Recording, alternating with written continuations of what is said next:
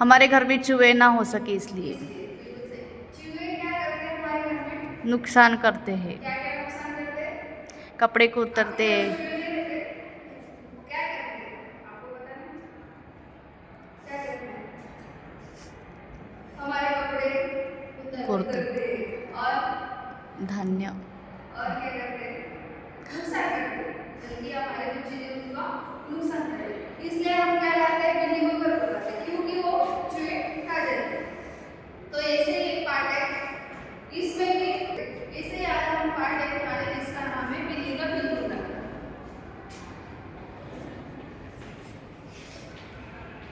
बिल्ली को अगर लाया गया है, उसकी दूध खाने जानी होने लगी, तभी बच्चे दूध पिलाते, कभी रोटी देते। उसकी भी देखो बच्चों का सफाई शुरू कर दिए। देखते ही देखते चूहे घर से गायब हो गए। सब लोग बड़े खुश हुए, क्योंकि बिल्ली घर में लाए तो चूहे घर से भाग गए। बिल्ली प्राय सब लोगों की थाली से जुटकर खाती, इसलिए उसका कोई खर्च नहीं पड़ता। 2 महीने बाद वह समय आ गया जब चूहा को भूल गए और बिल्ली से तंग आ गए, क्योंकि चूहे चले गए, बिल्ली तंग करने लगी उनको, क्योंकि वो जब खाना खाते थे वो उनके थाली से खाना छीनती थी। हमने सोचा चूहे को खाली अनाज ही खाते थे, कम से कम वर्षन न होते थे। यह बिल्ली खाने में भी कम नहीं थी और उससे अमेरिका भी करती रहती थी। उसके प्रति हमारा व्यवहार बदल गया। बिल्ली कम समाचार जानना चाहिए, जो शेर के काबू में भी आना नहीं आए। वह हमसे कैसे मार खाएगी? उसने अपनी रवैया बदल दिया। हमारे आगे पीछे फिरने की बजाय वो रसोई में आसपास कोने में लुक कर बैठ जाती।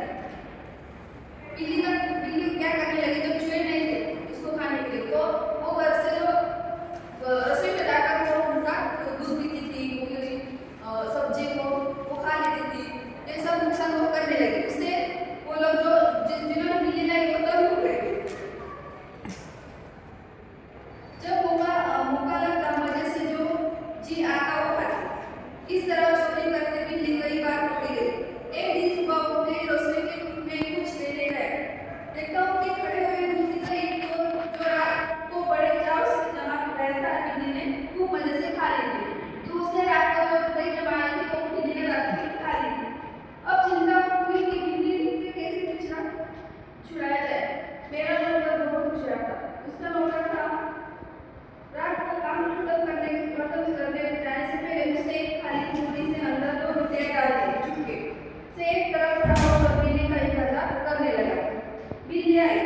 वह एकदम बकरी आंखों से पी। नौकर ने तुरंत झोली का एक सिर पकड़कर उस झोली में बंद कर दिया। नौकर ने क्या किया? उसका नौकर भी होशियार था, इसलिए वो बिल्ली को एक बोरी में डालकर बाहर ले गई। रस्सी बांधकर रस्सी के साथ बोरी का मुंह बांध दिया। और चूंकि अब रात के 10 बजे थे, मैंने अपने नौकर का नाम क्या है?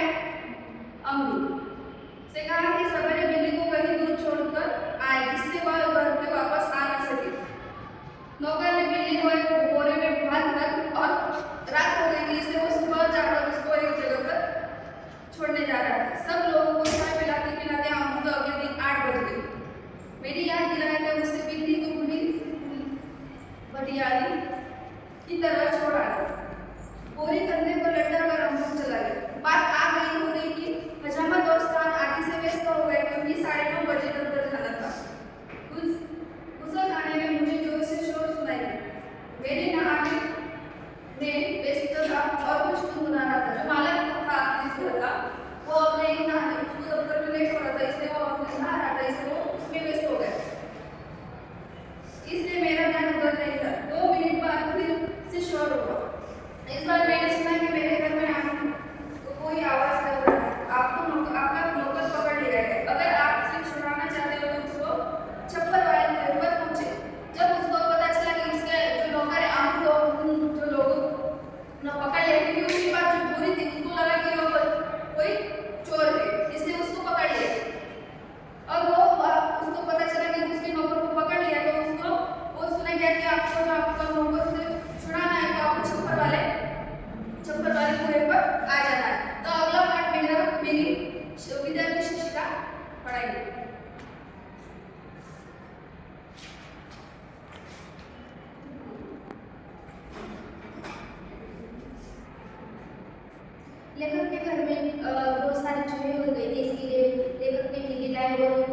चूहे तो खत्म हो गए पर फिर बिल्ली भी नुकसान करने लगी थी।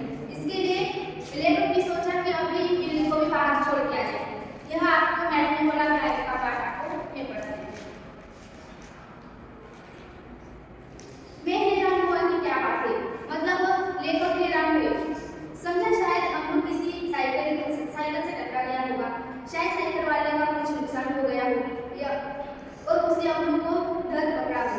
रही कार में इकट्ठा होने की बात, तो यह दिल्ली में मुश्किल नहीं है और फिर करोल बाग में तो बहुत आसान है, जहाँ सड़कों आदमियों को पता ही नहीं है कि वे किधर जाए क्या करे थे।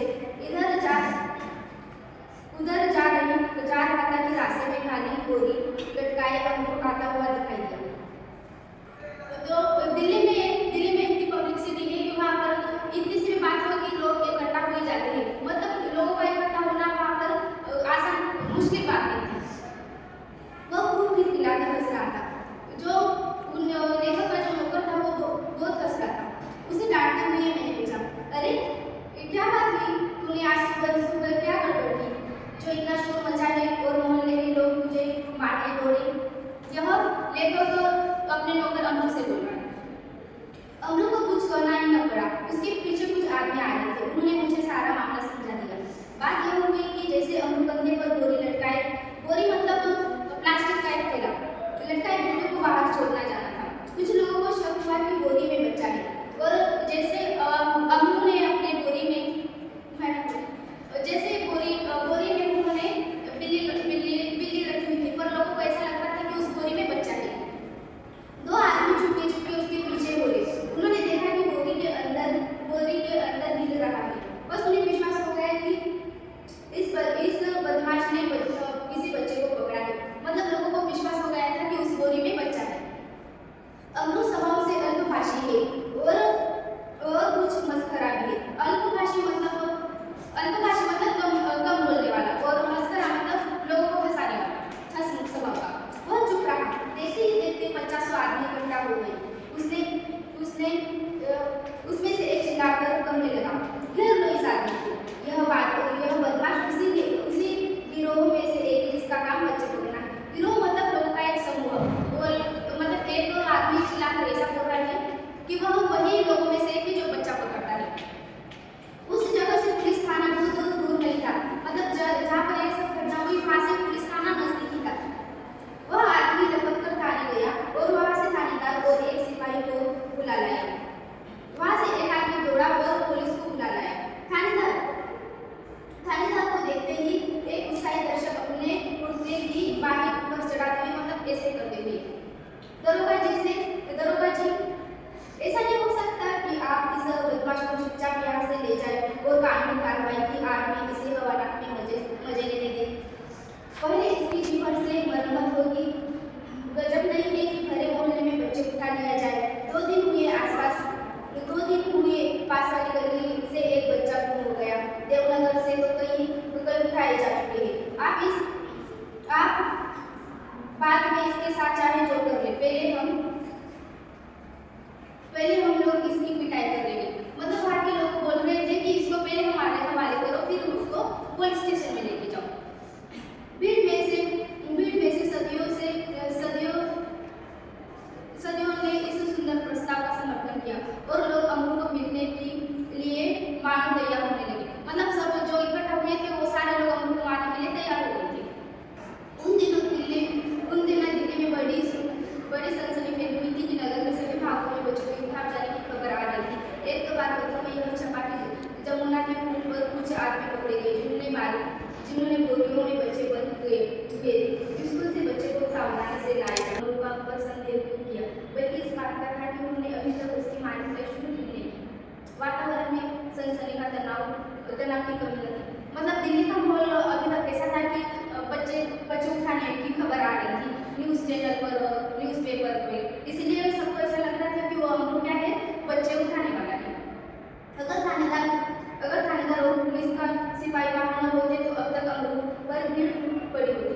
अगर पुलिस वहाँ पर नहीं होती तो अभी तक अमरू की पिटाई हो जाती। थानेदार ने आके ही अमरू की कलाई पकड़ ली और पूछा, बोल, यह बच्चा तूने कहाँ से उठाया है और इसे तू कहाँ ले जा रहा है?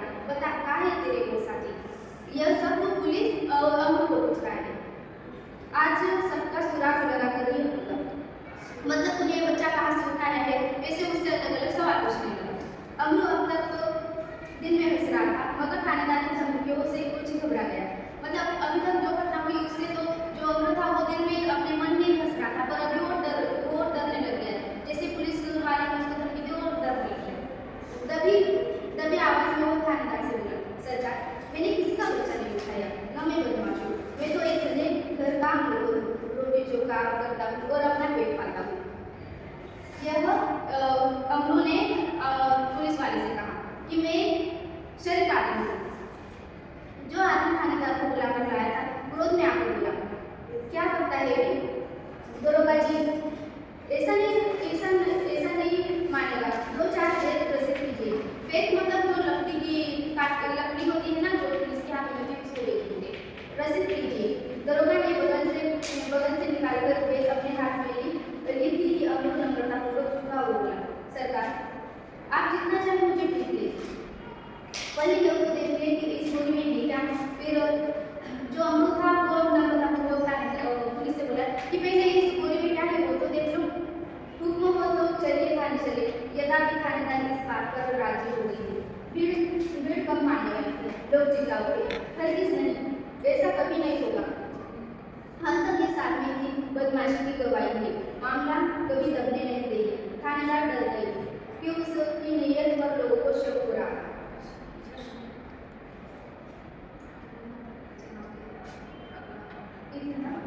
आगे का पार्ट धनश्री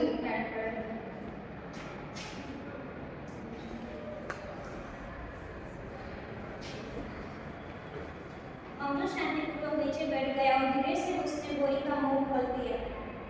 जैसे ही गोली का मुंह खुला, बीड़ी का पिलमुंडा चलो के मारता हुआ एक तरफ भाग गया और लोग देखते ही खड़े हुए।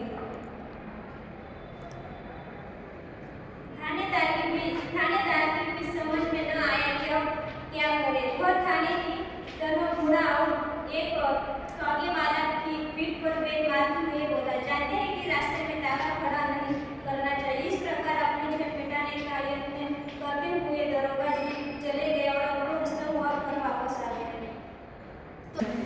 तो बच्चों, इस पाठ पर आधारित मैं आपको प्रश्न पूछूंगी, उसके जवाब आप दो। एक वाक्य में उत्तर दीजिए। लेखक ने घर में बिल्ली लाने का निर्णय क्यों लिया? कौन देता है? हाँ, घर में बढ़ती चूहों की समस्या से छुटकारा पाने के लिए बिल्ली लाने का निर्णय। एकदम से। बिल्ली के आने के बाद घर की स्थिति में क्यों परिवर्तन हुआ? जवाब दो। बिल्ली के आने के बाद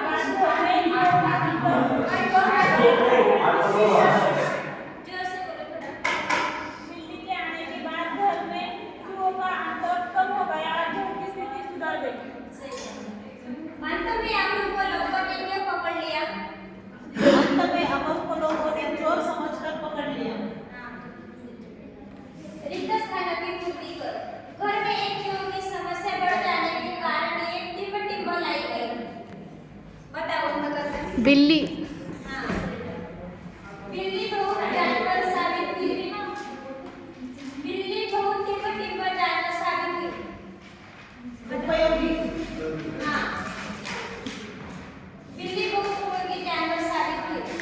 अमरू को लोगों ने टिप समझकर पकड़ लिया। चोर समझकर पकड़ लिया। हाँ, अमरू को लोगों ने चोर समझकर पकड़ लिया। तो मैं आपको स्वाध्याय दूंगी, वो स्वाध्याय आप लिख कर ला देंगे। बताइए। बिल्ली पर जानकारी लिखनी पड़ेगा, ठीक है? तो